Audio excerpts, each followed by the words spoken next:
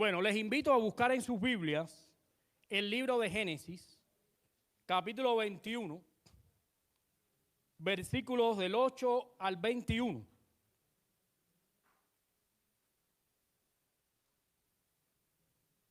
Libro de Génesis, capítulo 21, versículos del 8 al 21. Vamos a leer la palabra.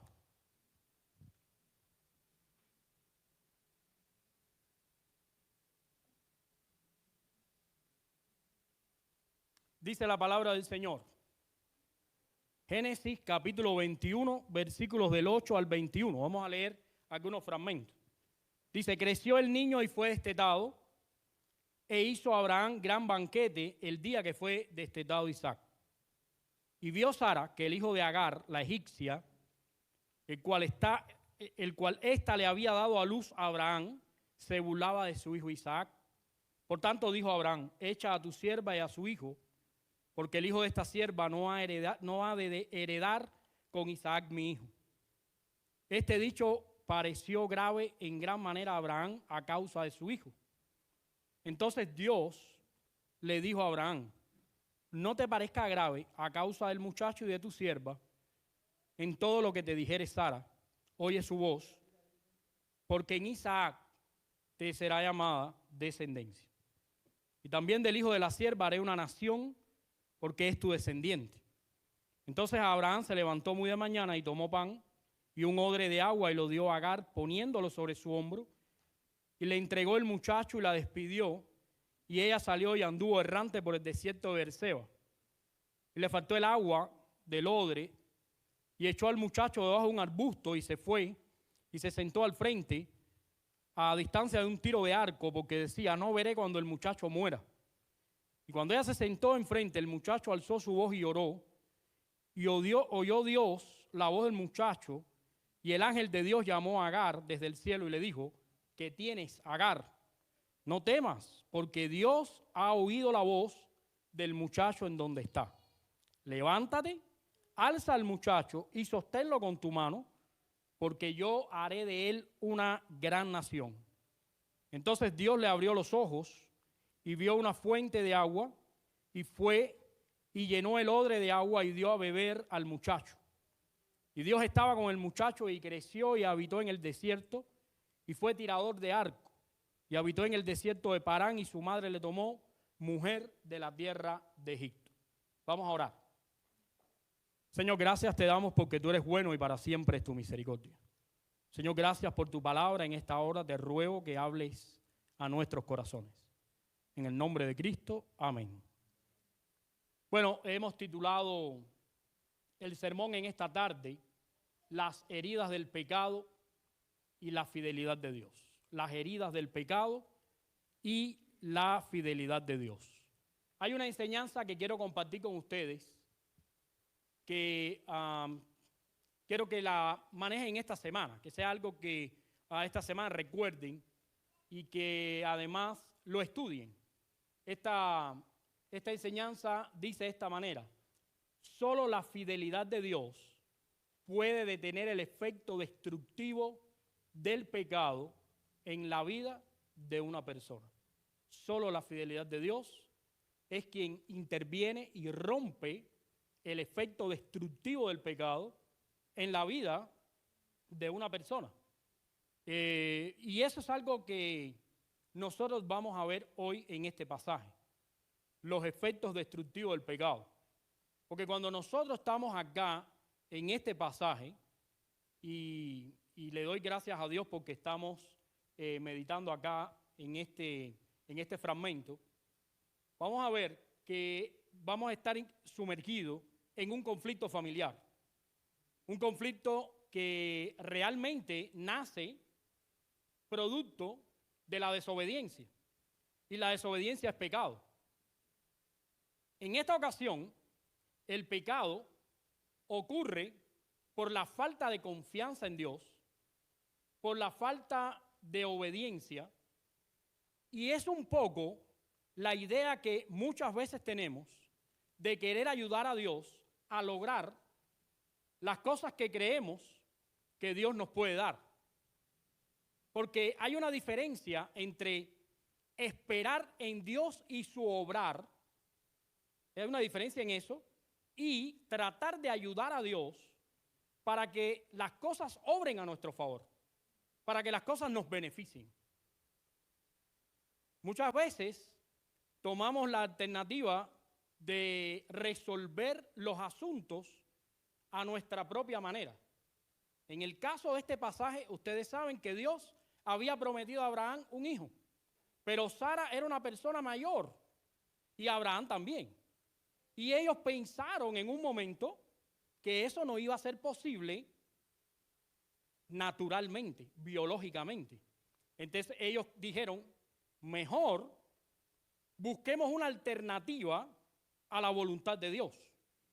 Dios ha dicho que vamos a tener un hijo, que vamos a tener un descendiente, pero la mejor manera de producir esto es que tú, le dice Sara a Abraham, es que tú tengas en cuenta a nuestra criada.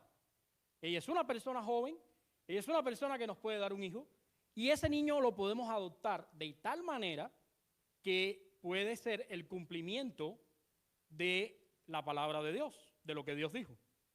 ¿Cuántas veces nos hemos equivocado nosotros en el camino trayendo a nuestra vida alternativas a la voluntad de Dios?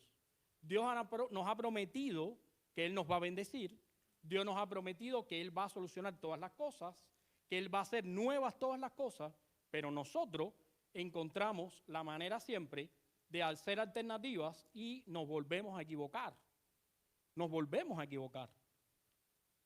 Tenemos que esperar en Dios.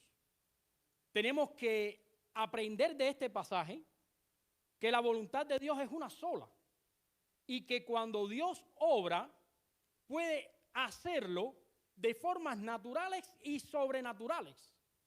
Lo que nuestra falta de fe nos lleva a creer que si las cosas no nos caben en la mente o no son conformes a las leyes que conocemos o a las realidades que nos rodean, las cosas no pueden ser. Pero Dios hace absolutamente cosas impensables para nosotros, porque lo que es imposible para los hombres, dice la Biblia, es posible para Dios. Por eso yo quiero invitarte a que veamos tres realidades. Hoy yo estaba leyendo algunas cosas, yo me pongo a leer y a investigar. Encontré un dicho, no sé si ustedes lo conocen, no lo cito porque sea una persona cristiana ni nada de eso, pero me interesó un poco lo que dijo. Hay una persona que ya la asesinaron que se llamó Facundo Cabral. ¿Alguien conoce a esa persona? Él dijo una vez, ¿qué ser más extraño el ser humano? No pide nacer, no sabe vivir y no quiere morir. Yo creo que esas tres realidades encierran muchas veces la verdad de nuestra lejanía con Dios. Hemos venido a este mundo y muchas veces desconocemos que es por el plan de Dios. Hemos vivido la mitad de nuestra vida de manera equivocada, pero Dios nos buscó, Dios obró en nosotros, pero aún seguimos luchando en contra de Dios, buscando alternativas a lo que Él quiere para nosotros. Y al final, el miedo a morir, cuando en realidad estar con el Señor es mucho mejor, porque es el cumplimiento total de las promesas de Dios. Aprender a morir todos los días significa aprender a vivir en Dios, porque se apaga nuestra vida en este lugar, pero nuestra vida eterna con el Señor está cada vez más cercana. Por eso es necesario que nosotros vayamos a este pasaje y veamos tres realidades que pueden cambiar nuestra perspectiva de la vida en este momento. La primera realidad, nuestros pecados generan devastadoras consecuencias que nos afectan y afectan también a las personas que amamos. Esa es una realidad. Si tú vas a este pasaje, lo primero que encuentras son las devastadoras consecuencias de pecar. ¿Por qué razón? Porque el pecado no es un chiste. El pecado no es un juego. El pecado es una absoluta desobediencia de nuestra persona y un absoluto desafío en contra de Dios y de su voluntad. El pecado significa oponernos a Dios, y eso no solo hace que nuestra vida empiece a sufrir devastadoras consecuencias, sino que además a través de ella afectamos a otros. Fíjense, una decisión mal tomada en este pasaje, ¿a cuánta gente involucra? Adán y Eva tomaron una mala decisión e involucraron a toda la humanidad. Vino Abraham, tomó una mala decisión e involucró, fíjense, en un pequeño radio, Agar, Sara, Isaac, Ismael y todos los demás. ¿Por qué razón? Fue una equivocación ¿de quién?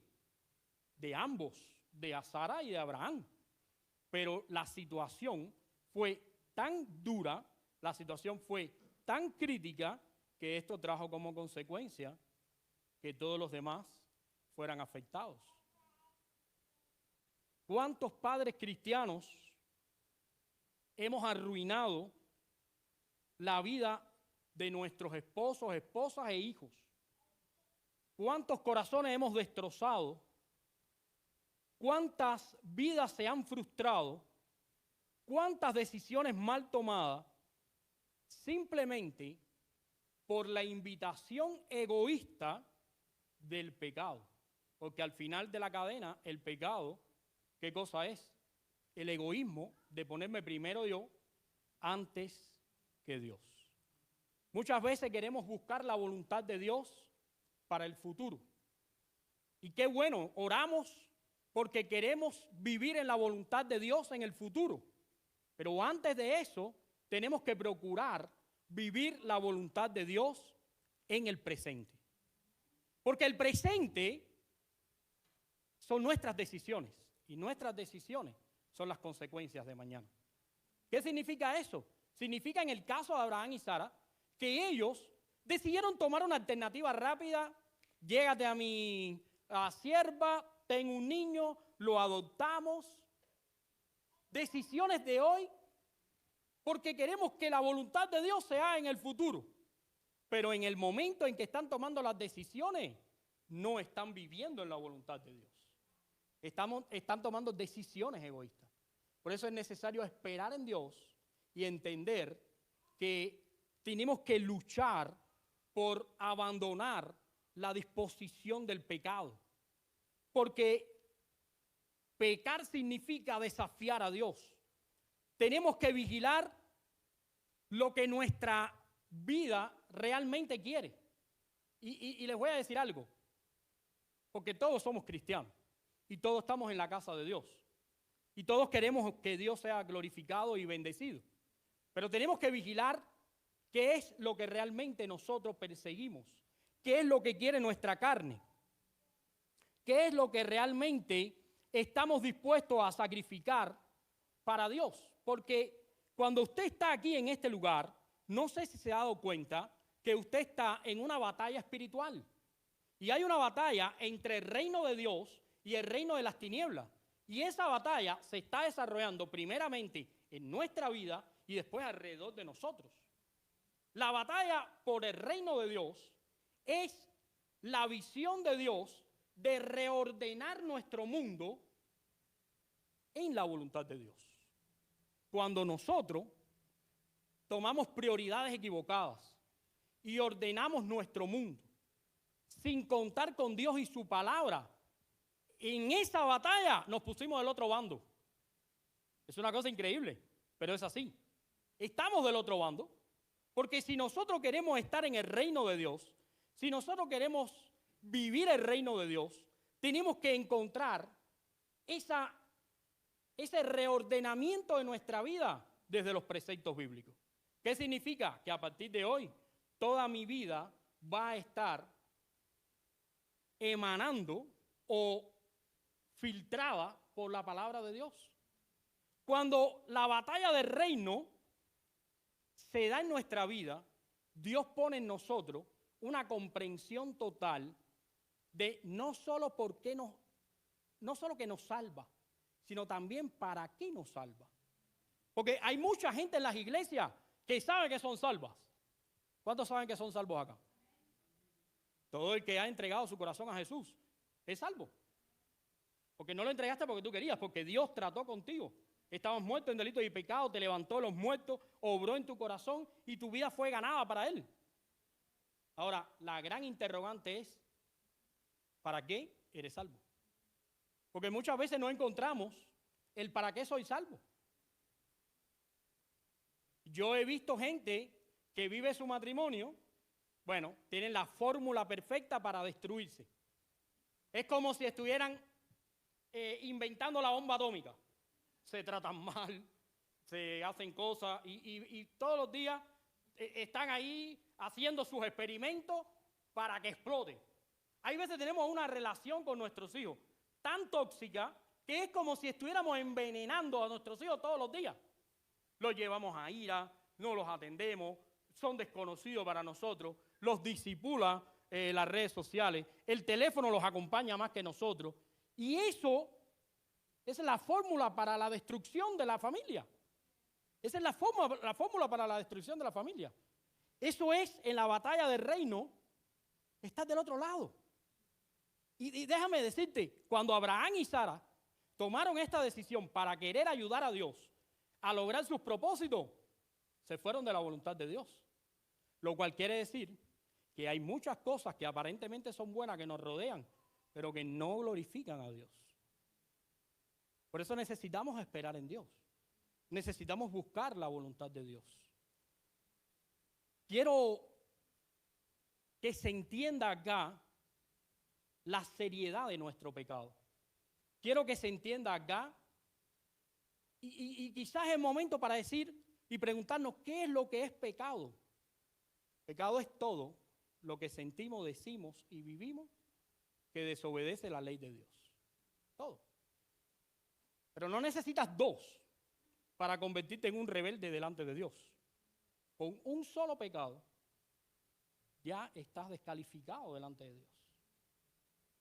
Gracias damos a Dios por Jesús. Porque Jesús, siendo Dios, hace lo que queremos aprender y que es una realidad innegable y es la segunda realidad que queremos aprender.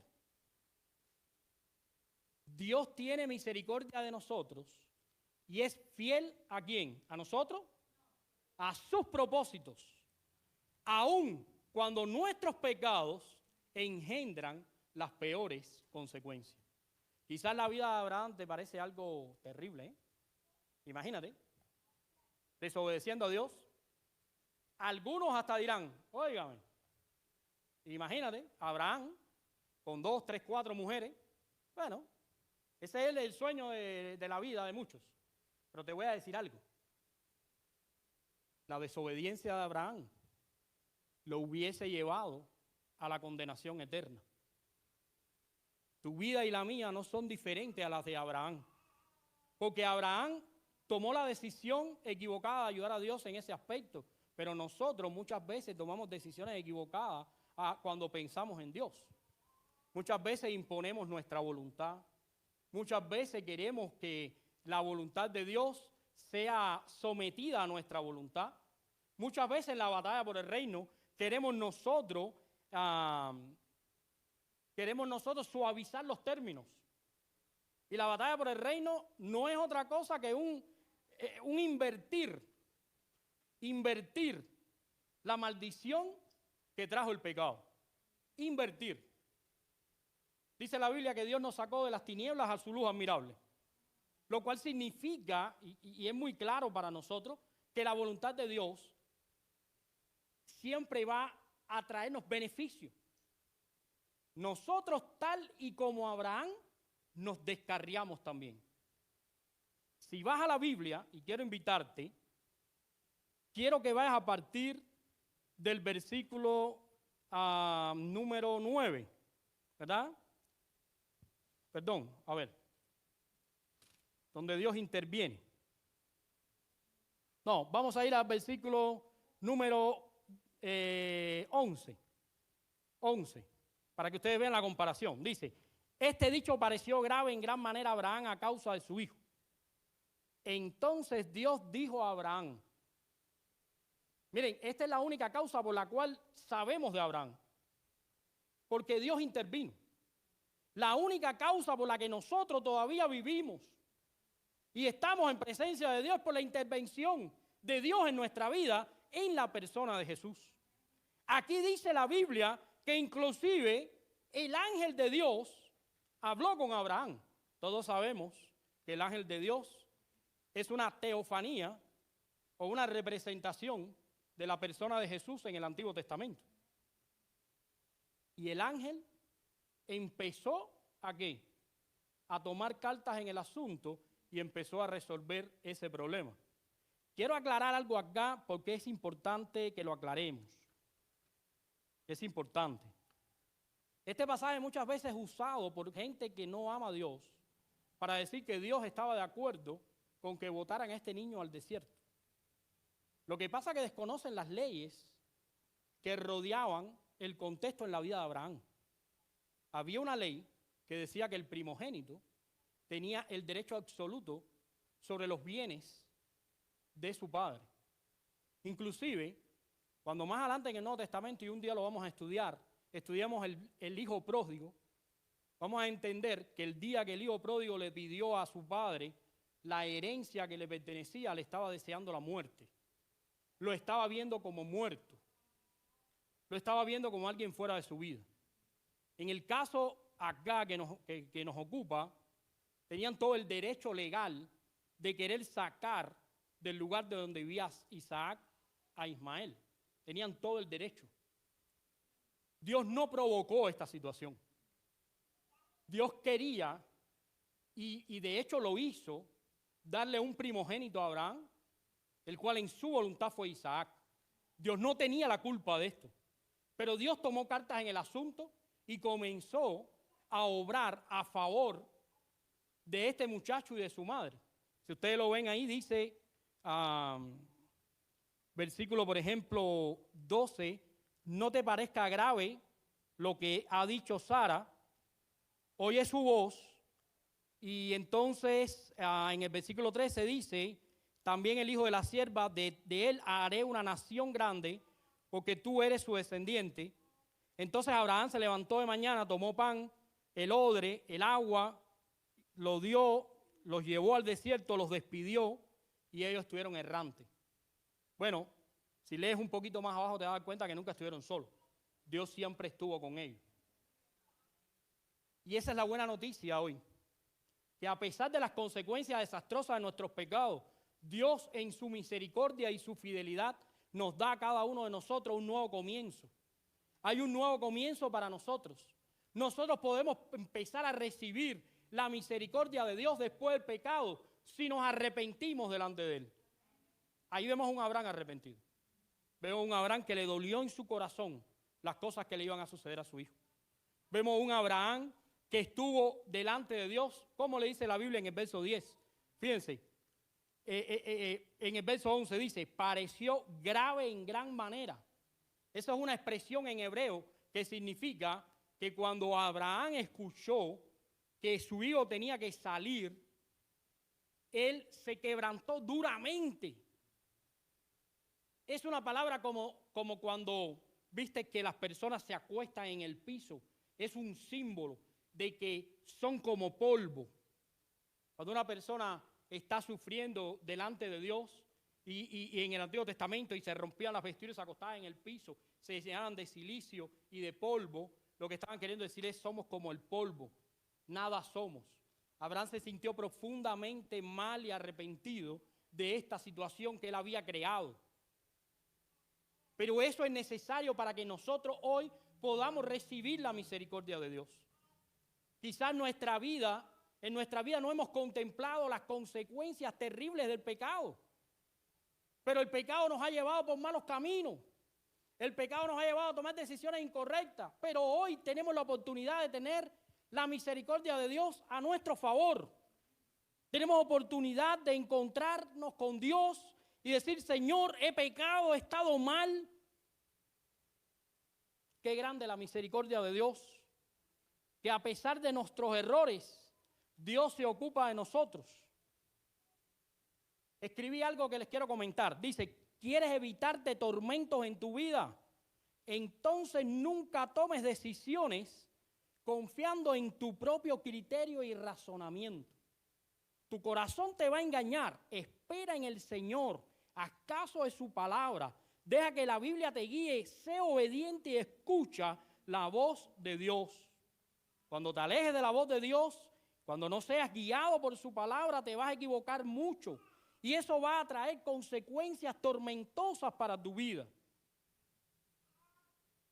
Pero si buscas a Dios, tarde o temprano, la batalla por el reino se ganará en tu corazón. Y eso es lo que hoy constituye la buena noticia de este sermón. A pesar de que hemos pecado, a pesar de que nuestra vida ha traído situaciones desastrosas, hemos vivido momentos duros, la fidelidad de Dios puede detener eso. Puede detenerlo. Mira, muchas veces la gente pensó que las cárceles, cuando comenzaron, hubo un momento que no había cárceles. ¿Sabes eso? La gente cometía una infracción y tenía que pagar al momento. Y si tenía que perder la vida, tenía que perder la vida. Si había que resarcir, había que hacerlo al momento, no había cárceles. Pero a quien se le ocurrió que poner a una persona dentro de un calabozo, privarlo de su libertad, enseñarle cierto régimen, puede cambiar a una persona. Y te voy a decir algo, probablemente las cárceles puedan reformar a las personas. Y hemos visto a mucha gente ir para las cárceles. ¿Sabes algo? Te voy a contar algo. Algo que ocurrió en Atlanta, no sé cuántos lo saben. ¿Saben lo que ocurrió en Atlanta con los cubanos? Los metieron a los cubanos en Atlanta y los cubanos dieron candela a Atlanta, a la cárcel. ¿Sabes que hay una ley en las cárceles que 3 cubanos no pueden estar juntos? Porque tienen un complejo incendiario, le dan candela a todo. Entonces, hay 5 cubanos, uno para Atlanta, uno para Mississippi, el otro para Las Vegas, pero lejos, uno del otro. Pero yo he visto gente que se ha reformado en una prisión. Yo tengo amigos que han estado en una prisión y han salido reformados. Pero los únicos que he visto transformados son los que han conocido a Jesús. Esos son los únicos. Los únicos que pueden hablar de un cambio de vida. Hay quien ha reformado sus hábitos y está bien. Pero los únicos que han sido cambiados profundamente, los únicos que han encontrado una nueva razón, misericordia, amor y perdón, son los que se han encontrado con Jesús. Y esa es la buena noticia hoy. Que a pesar de nuestros pecados, Dios tiene el poder para detener las consecuencias del pecado. Yo me acuerdo una vez que yo estuve en una iglesia, que tuve que intervenir en una situación desagradable y tuve que disciplinar 2 o 3 personas. Y una de las personas me vino y me dijo, Dios te va a matar a tu hijo, me dijo. Dios te va a matar a tu hijo. Tú no me dejas mentir, lo que yo estoy diciendo. Dios te va a matar a tu hijo, porque lo que hiciste con nosotros es injusto. Y yo recordé un pasaje de la Biblia cuando David censa al pueblo. Y Dios le dice a David, ¿para qué censaste al pueblo? ¿Es que tu confianza está en el pueblo? Voy a enviar a mi ángel que comience a arrasar con el ejército. Escoge. Te voy a dar una solución. Escoge. ¿Qué prefieres? ¿Que mande a los filisteos y desbarate tu ejército? ¿O que le digas a mi ángel que acabe con él? Y David le dijo, mira, Señor, prefiero morir en tus manos que en las manos de los filisteos. Porque los filisteos no van a tener misericordia con nosotros.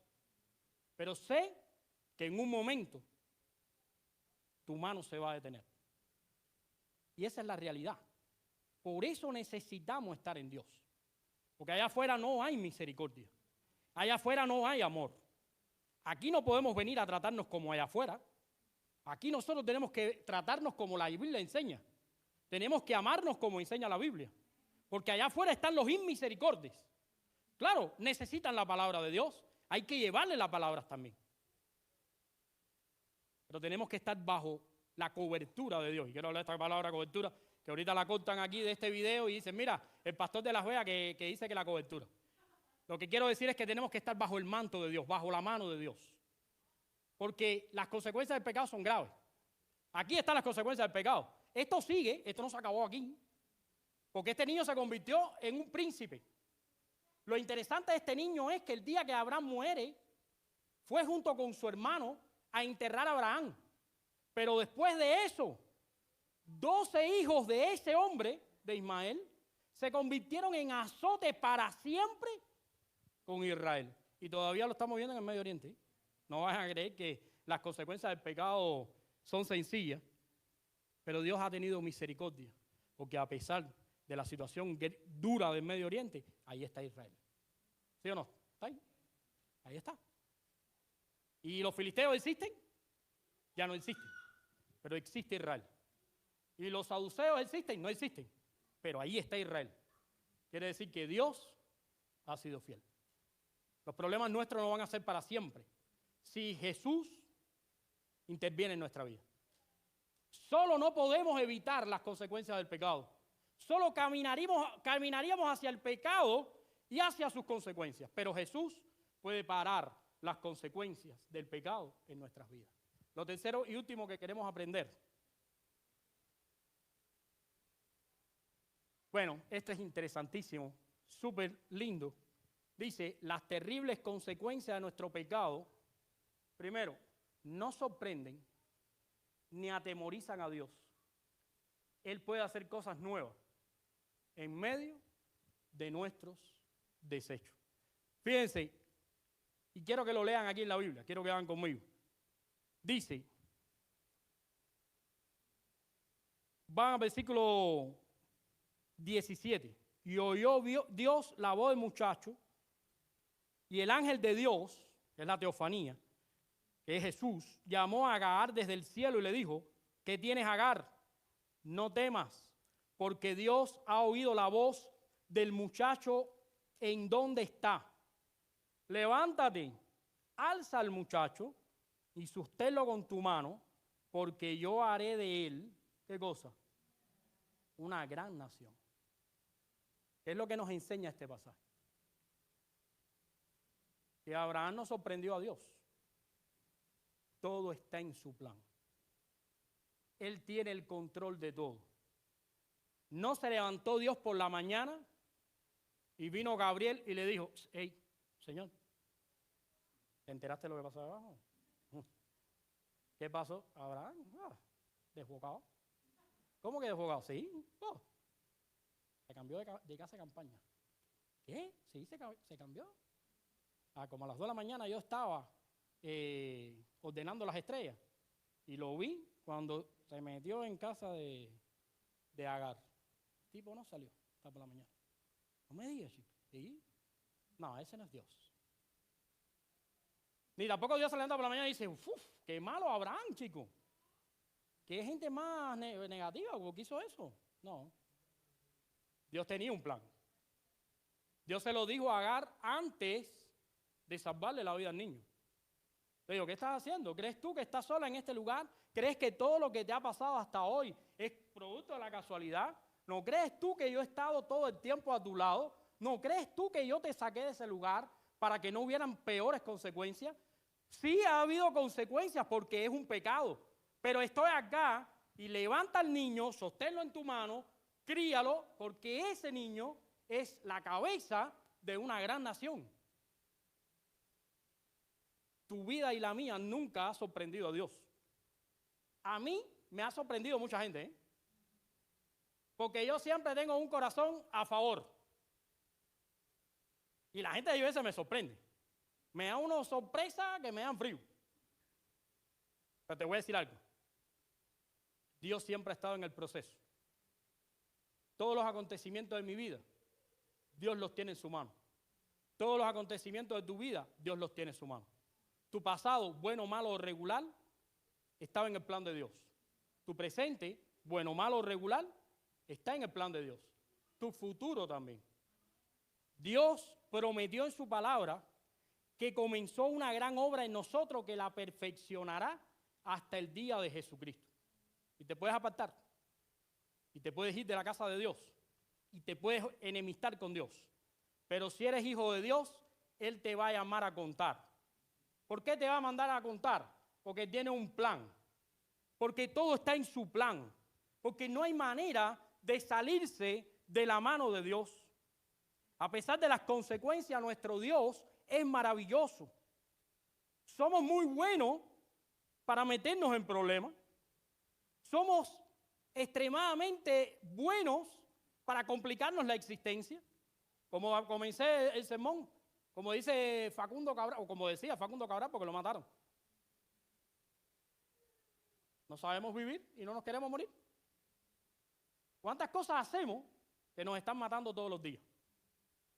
Hay gente que se mata de tristeza. Hay gente que se mata por los vicios. Hay gente que se envenena. Hay de todo. No sabemos vivir, no queremos morir. Pero te voy a decir, cuando Dios está en el asunto, cuando Dios es parte de nuestra vida, cuando el Señor quiere traernos a su presencia, Él es fiel y va a parar, va a terminar con las consecuencias del pecado. Después de esto, nunca más dice la Biblia que este hombre, esta mujer y este niño estuvo errante. Ellos fueron ayudados por Dios, es innegable. Ellos fueron exactamente lo que Dios quería. ¿Qué quería Dios? ¿Que fueran una gran nación? Lo fueron. ¿Qué quería Dios? ¿Que fueran 12 príncipes? Lo fueron. ¿Qué quería Dios?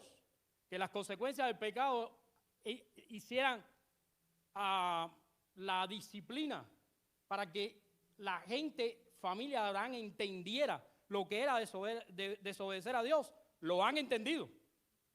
Lo han tenido que entender. Él puede hacer cosas nuevas y diferentes en nuestra vida. Demos nuestra vida al Señor. Confiemos en el Señor. Las heridas que provoca el pecado. El pecado es algo verdaderamente duro.